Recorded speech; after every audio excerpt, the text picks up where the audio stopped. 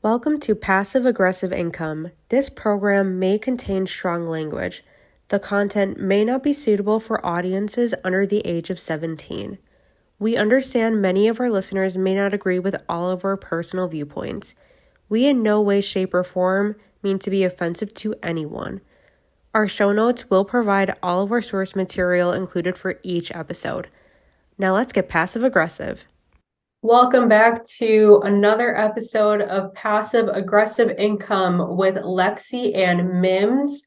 We are going to be talking about a different subject. We are taking a step back from real estate, and we are going to be talking about education and the important role it's played in our lives and almost everybody's lives, and just our views on it and things that we have experienced and how education has shaped and molded us, and things that we would do differently, things that we have taken away from it. So just a lot of things that we have been talking about ourselves as far as education and that we agree on, and things that we think that would be beneficial for our listeners to also know. Yeah.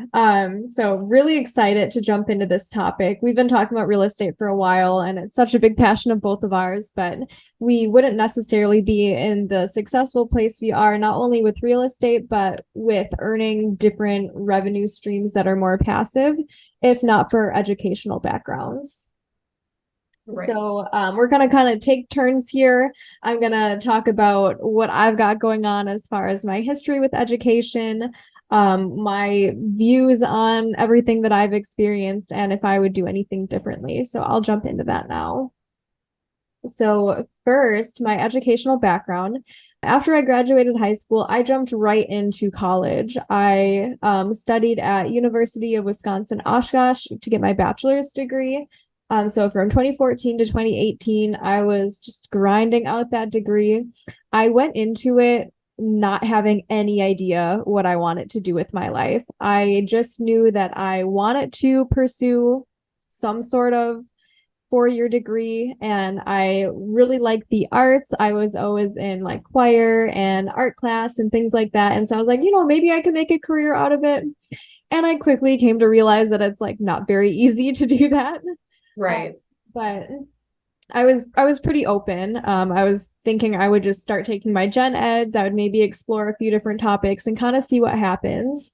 I'm also a first generation college student, so I'm the first one out of my parents to get a 4-year degree. So navigating that on my own was a little bit tricky, but I did have the support of my mom through that process because I have like some older siblings. My older half brother, who's like 10 years older than me, actually did end up going to get his 4-year degree, and so she had some experience helping him navigate that she could help me with. But because of the age gap, I wasn't really involved in that process whatsoever. So all of this was very new to me. Right. So, after one semester at UWO, I was taking some like ecology, environmental type classes, and I became so passionate about it that after that first semester, I knew that that's what I wanted to do. So I declared my major in environmental science, which was interesting because while I am into like biology and things like that, science was never really my forte. I was definitely like more of the artsy type of person, but I was just so excited and energized by this topic that that's what I wanted to do. And I knew that going into the environmental field was not going to yield me with a large paycheck, but I didn't care. Right. I really didn't care at the time, and I knew that um, whatever happens, as long as I'm being happy with my day-to-day life, then that's all that mattered to me. And so I had a very like idealistic approach to life when I'm, a young, bright-eyed 18-year-old like trying to navigate being an adult for the first time. Um, I know that I wanted to travel through my work and hope that that was something that I could do. And after I got my degree, I actually started applying to different colleges to get my master's degree in different parts of the country, but ended up not working out. I ended up only applying to a few. And then I just decided that, I will work in my field for a while because this industry is super, super competitive. and gain a little bit of real life experience and then try again, which, spoiler alert, did not happen. I worked in my field as an ecological technician for about 9 months.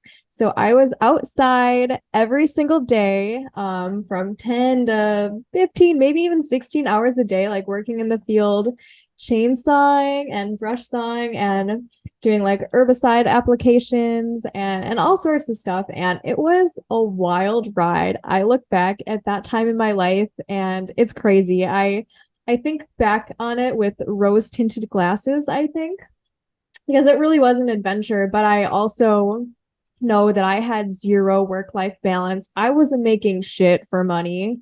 Mm-hmm. And wasn't really getting benefits. I was traveling for work all the time.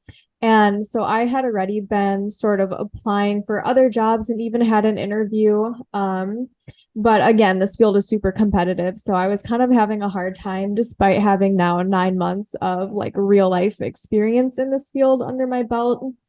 And then I got injured in the field. I strained my rotator cuff on my shoulder. And so they ended up putting me in the office and I was like making cold calls and doing sort of like the admin tasks that I was not interested in at all. I'm like, this is not what I signed up for. And previous to that, over the summer, I had started filming weddings with my husband, Alex.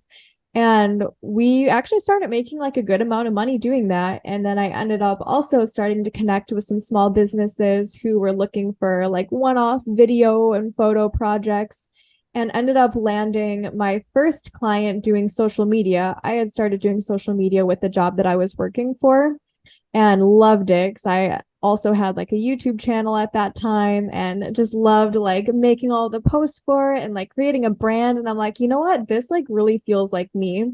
So I Mm-hmm. ended up quitting my job and continued to work with them. And I still work with them. They're one of my clients today, which Oh, is like 3.5 years later. wow. And I just kind of went fully in with my business and I started gaining other clients doing social media and video photo projects for different small businesses around the Twin Cities and fully transitioned to that and moved away from weddings. So that's a little bit of a background. I started in one direction in the environmental field and ended up doing something completely different with social media marketing and photography and videography, which is still so dear to my heart. I love the creative projects that I get to do with that.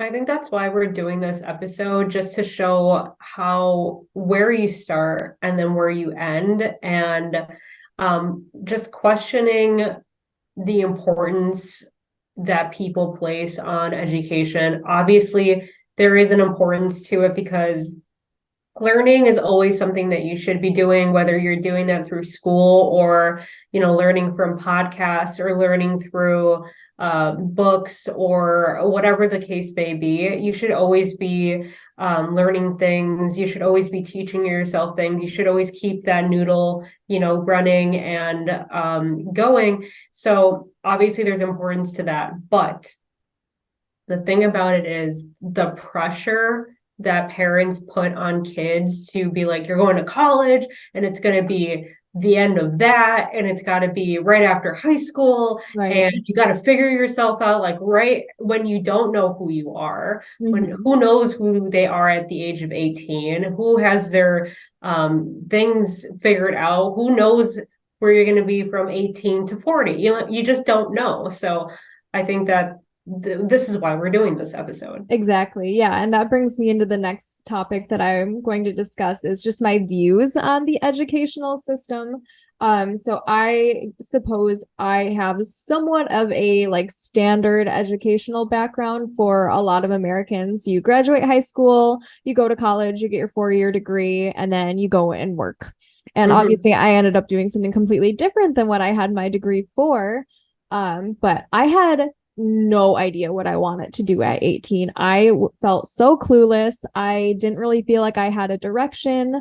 to explore many options, but I knew that I was committed going to school. I really like learning. I feel like I kind of thrive on that like busy, chaotic schedule. And so that was I know Mings feels the same. Yeah. Yeah, so that's something that like I wanted to do and I felt really proud of without really having role models in my life to pursue going that route. And so that was something that I knew that I wanted to do. What I didn't really understand was, I mean, I know school's expensive, but I didn't realize how expensive getting a 4-year degree was.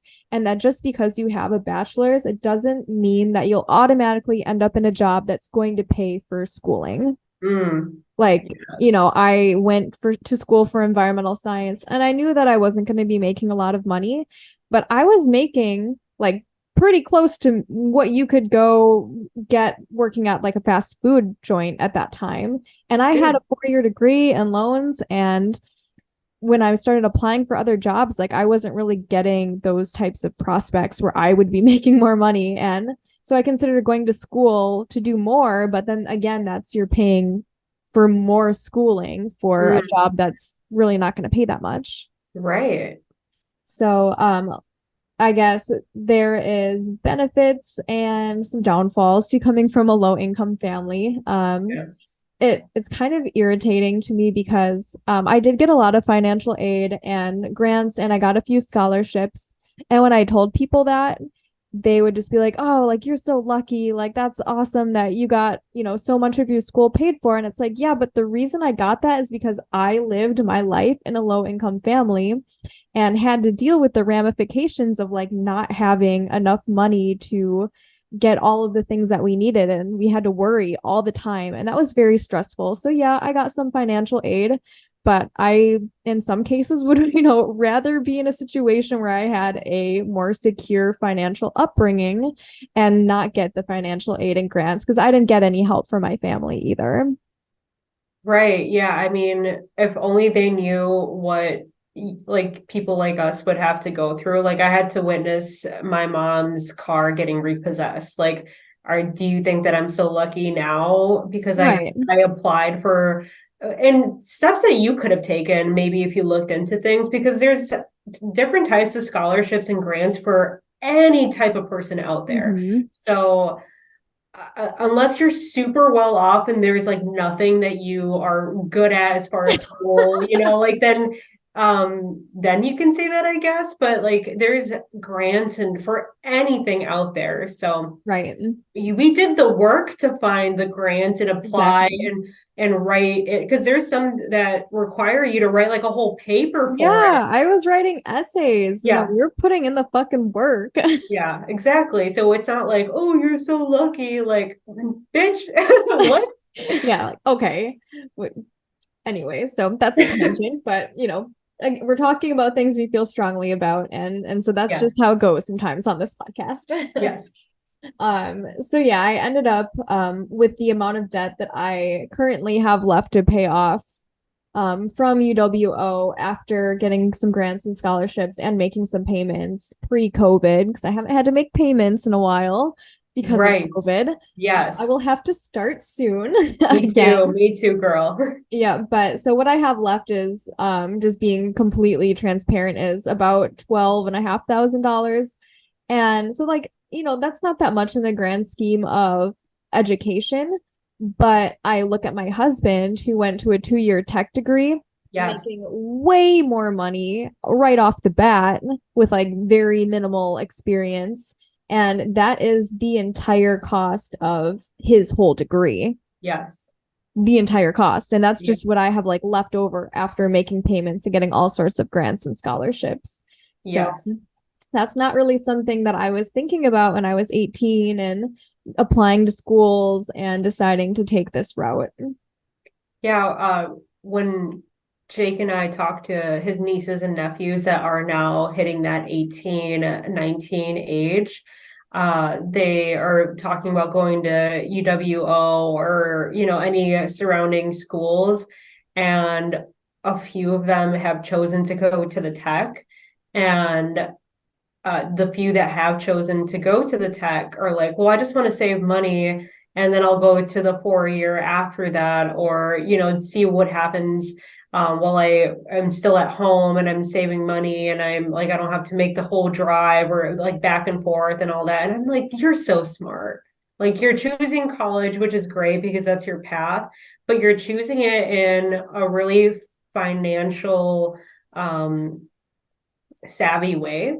Mhm. And going to the tech is not something you should, I know some people do, turn their noses up at because of what it's just a technical college. So what? I still got a degree. So I don't know Yeah. what. Right. Yeah. I think there's just a lot of like societal pressure that says like you need to go and get your 4 year degree and like this is the path when there are so many options. I mean, I look at again my husband who went to school for software development. He spent half the time in school, 2 years Mhm. versus 4 years. Honestly, was within those 2 years was way less stressful than what I had to go through my 4 year Yeah. degree. And he did it in just like a fraction, like a quarter of the cost, maybe, Yes. and ended up coming out the other side with really valuable skills where he was Yeah. super employable, got a job, and was making like 60K right off the bat. And this was 5 years ago or 4 years Wow. ago. Wow. Yeah. So the people that turn their noses up at the tech, man, how wrong are you? Yeah. Right. So as far as my views on education and school and like what is a good path forward, I think that if you know what you want to do and it requires 4 or more years of schooling, then absolutely go for it. I think then that's the path for you. If you have, seriously thought about what you want for yourself and what the means are to get there, and that's what it requires, I think that's great. I also think that college is a good way to see what you're interested in and try out some different types of classes and explore. And that's kind of what I did. I went in undecided and ended up finding that I was super passionate about environmental science. And that's not something that I maybe necessarily would have come to that conclusion if I hadn't been going to school. But keep in mind, going to a 4 year school just to kind of try things out is a very expensive way to explore.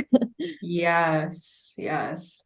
So I think there's a lot of value in technical degrees. A lot of money can be made in specialized schools, like going into the trades, if that's something that you're interested in, if you like working with your hands. And I think you can make a lot of money like that. And it's definitely something that maybe society doesn't view as like proudly as getting a 4 year degree. But honestly, who cares? If you're making the money and you're doing what makes you happy, then like fuck what anyone else thinks about it. And they're not paying your bills. So Exactly. the Yeah. people that don't pay your bills don't pay any mine too. Yeah. Like they literally have no input because it's your responsibility to cover that. So, Yeah. And I say that when this is off like another topic, but I get pressured a lot to, or I have gotten pressured a lot to have kids. oh my God. And the thing that I like to say is, I'll have a kid, but you can have the kid then, because you're wanting me to have a kid. Why? Because you want it? Because if you want it, then you can take care of it. Because I don't want to take care of it. And that's why I'm choosing not to have a kid. Yes, I hear that sentiment all the time, and especially from like family too, where Mm, like my mom will be like, "Oh, but you and Alex would make such beautiful babies," and like one for yes. the grandchild. I'm like, having good genes, which like Alex and I are both anxious pieces of shit. So like definitely want to pass that on. But just because like we would make cute babies or whatever is not a good enough reason to have children when I don't want that for myself. I love my quiet, peaceful, laid back life where I can do whatever I want and and then not have to like be responsible for another human being. Yeah. So yeah, and it's just absurdly expensive to pay for children. That is a whole side tangent, but I totally understand like people who are pressuring you to do something, but they're not wanting to take on the responsibility of whatever that decision is. Yes. That's not, they don't deserve the input. No. So don't let anybody pressure you into decisions that you would make because they're not the ones who are going to have to deal with it at the end of the day. So, Yes, exactly. So technical schools, trade schools, I think that's a great option that is maybe not as considered as going to university. I also know that saving money while you're in high school is really hard, but something that I would recommend if you can swing it and if you try and plan ahead a little bit, I recommend taking a gap year to Mm, travel and explore and kind of just experience the world as a new adult being left to your own devices for the first time in life yes. before settling into school, because that's a really big commitment. I mean, if you can afford it, If you can travel. afford it, yeah. If you can, if you like work throughout high school and save your money and are able to do something like that, or maybe it doesn't have to be a full year. Maybe, you just take a couple months and you take some time and you work and save up money and decide what do you really want out of life. I just think that so much changes in your 18 to early 20s, Mm, like with our goals change, our ambitions, our interests, all of that is just constantly changing and you're figuring out who you are at that time in life. So I just think it's absurd to make a decision on like what you want to do for the rest of your life and at that age and then stick with mm, it. yeah. And even years later, like in my case, I went to school for something and ended up switching fields. um I think it's okay to switch things up. Life is exciting, and as you grow, your interests in things will grow and change too. So I think it's okay.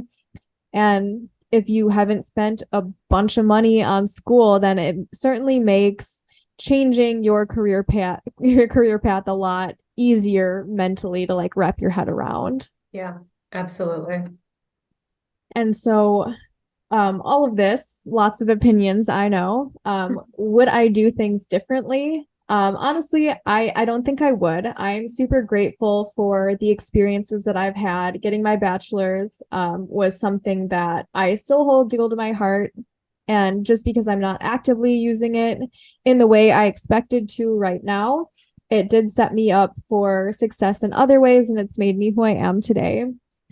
Taught me a lot of valuable skills, helped me make connections, and also got me the job that aided me in starting my business. So, Hmm. if anything, that's a direct payoff right there too. Absolutely. So, would I do things differently in the past? No. Am I doing things differently now? Actually, yes. So, this is pretty big, exciting news that is very new. And at the time that I'm recording this episode, I have told only like a handful of people. Granted, this will be coming out quite a bit later, from when we're recording it, but I'm going back to school. I am going to get a 2-year technical degree in software development. Ooh. So, which still sounds very like crazy to me to say out loud, because this again was not like a path that I had saw for myself. When I was 18, making money wasn't that big of a deal for me. And now it is. Adulting is like that's just the reality of being an adult, and maybe moving away a little bit from that idealistic viewpoint that I had during that time in my life. So for the past 3.5 years, I've been running my business, doing social media marketing and some photo and video projects. And I'm super grateful for that experience in my life. But ultimately, it was kind of a decision that I made a little bit on a whim because I was injured and just really didn't want to be doing the work that I was currently employed doing. And the opportunity presented it to myself, and it was something that Alex and I could manage while he was working, and we could live off of his paycheck while I got set up with the business. And it was awesome. And so I'm super happy to have had that experience. But as I get older and as I continue to do this, I still love the photo and video part of my job, but marketing is not my passion. And it has never been my passion. And it's honestly something that I don't want to do for the rest of my life. And it's not something that I had planned to do ever. This has been very hard for me to admit to myself. And I think I've been feeling this way for quite some time. So back a couple months ago, my sister is kind of going through a lot in life right now and is making a lot of life changes. And so she was asking me for some advice about maybe going to school and just, general life choices and changes. And I, sat down with Alex and we talked about this. And the thing that just makes so much sense to me is Alex got his 2-year tech degree in software, and it was just the best decision. He started off making $60,000 for his salary, like out of school with an internship in 2019. So I'm sure that cost now, 4 years later, has gone up. He paid $10,000 approximately for his entire degree, which is literally paid off in the first like fraction of the year that you're working. Right, right. And he's super employable. He's got these skills that, like, tech is big, and that Yes, is like they're always hiring. And so yes. I told my sister this, and also my sister being a Hispanic woman would just have kind of a competitive edge in tech, as especially like in software, people are trying to hire more women and diverse groups. And so I was like, Erica, like, this is honestly such a good move for you. Like, you don't need to make a big financial or time commitment, and this will really like set you up for success. And as with often goes with my family, she did not really even consider my advice as an option. And it is what it is. It's fine. But because of like having that conversation with her, that kind of stuck in my head, and it got me thinking. And I look around and I am surrounded by people in my life who work in tech, many of them who are software developers, and every single one of them is super successful. Mm. And so here I am feeling kind of burnt out with my business. And I recently admitted it to myself and then to my husband out loud that doing Star Media wasn't something that I wanted to do for the rest of my life. And I have these goals to like grow the business, but I don't really have the drive and passion and motivation to do it. And so I think that at this stage is just something that I know is not going to be a big, huge, successful business, because I honestly like don't feel like I can put in the work to do it, which is hard because in some cases like I feel a little bit like a failure, but I also know that it's not my path, and it's not something that I really plan to do. And unfortunately that kind of sets us up on a different path where we're like, Alex was going to maybe in the next couple years quit his job and start doing the business with me, and we would really focus more on less having a 9 to 5 type of job, and just having things be a bit more passive. But Mhm. so that changes things. But I decided to start kind of playing around on a website called Codecademy, which is a great resource for people interested in software development if they just want to see if it's something that they feel like they could do. And so I've been Mhm. doing that, and I actually love it. I didn't think that tech and writing code is something that like my brain could function doing, but it's sort Right. of like solving puzzles, and it's really gratifying to me. Yeah. So I decided to apply to the technical college that is nearby me called Dakota County Tech. And the next morning I was accepted, and I am now starting in fall. And I'm hoping to, in a couple of years, be making a 3-figure salary, working remotely, being able to travel. And something I can't do with the business currently is leaving my work at work. Right. Yes. Well, I am so proud of you for being able to admit that you wanted change in your life and then actively pursuing that change. I know a lot of people, their ego would have gone in the way of making a change and then thinking like, well, I already started this, so I might as well just see it to the end, or maybe thinking, oh, I'm too old to change Mhm. how I'm living my life, or learning new things, or getting another degree, or whatever the case may be. And you said, fuck it, I'm going to do what I want to do. And then you actually figured out that you like it Yeah. and you're going to just see it through. And I think that's super admirable because just like I said, all these different reasons people give to not do what they want to do in life. And you're just saying, I'm going to do it.